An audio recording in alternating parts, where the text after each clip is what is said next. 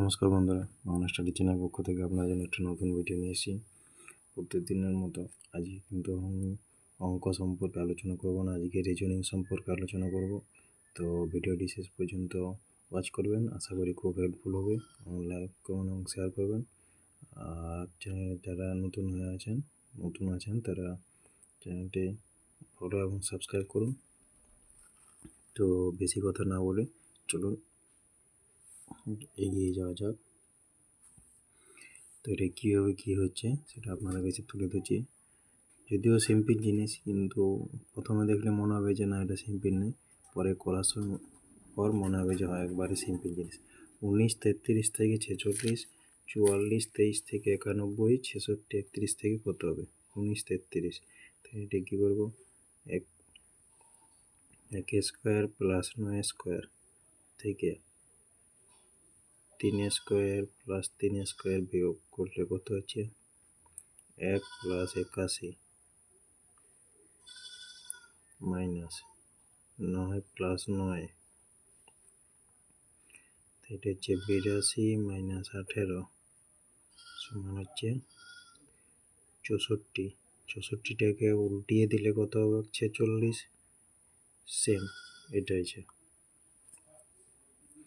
পরেরটা কি হচ্ছে? 4 square plus 4 square minus 2 square plus 3 square. সংখ্যাগুলো আছে, সংখ্যাগুলো আলাদা আলাদা করে স্কোয়ার করে যোগ, তারপরে মাঝটা বিয়োগ, আর কিছু না। এটা সেম 4টে আলাদা স্কোয়ার, এটা 4টে আলাদা স্কোয়ার, মাঝটা মাইনাস, এটা 2 স্কোয়ার 3 স্কোয়ার। এর কত হচ্ছে? 4 স্কোয়ার হচ্ছে 16 প্লাস 16